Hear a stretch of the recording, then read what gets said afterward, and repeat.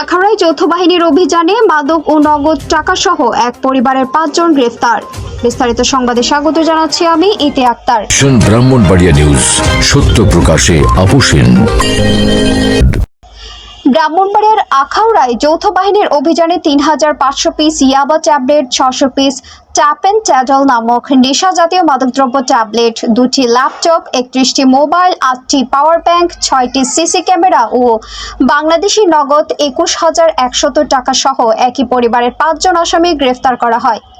অভিযানকালে আখাউড়া উপজেলা সহকারী কমিশনার ভূমি মহোদয়ের নেতৃত্বে আখাউড়া কোম্পানির সদর ক্যাম্পেইন বিজিপি ও আখাউড়া থানা পুলিশ এবং মাদকদ্রব্য নিয়ন্ত্রণ অধিদপ্তরের অফিসার কোর্স সহ যৌথ টাস্ক ফোর্স টিম গঠন করিয়া আখাউড়া থানা এলাকায় মাদক বিরোধী ও চোরাচালান বিরোধী বিশেষ অভিযান পরিচালনা করাকালে ২৫/৬/২০২৫ ইংরেজি তারিখ ৪টা ৪০ ঘটিকার সময় গোপন সংবাদের ভিত্তিতে জানা যায় যে সেনারবাদী মাদক ব্যবসায়ী কালু মিয়ার বসতঘরে মাদকের স্পট খুলিয়া মাদক বিক্রি করিতেছে।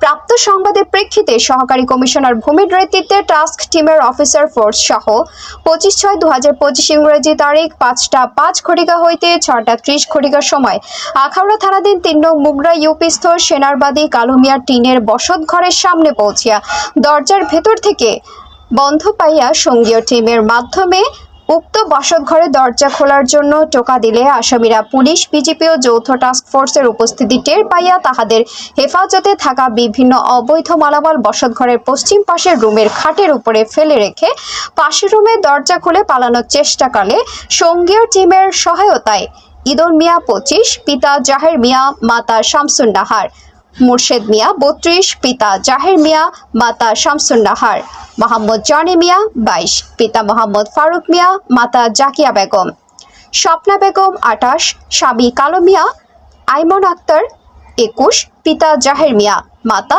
শামসুন নাহার, সর্বসাং সেনারদি ইউপি মুগরা থানা, আখাউড়া জেলা, ব্রাহ্মণবাড়িয়া। এদেরকে হাতে নাতে গ্রেফতার করা হয়।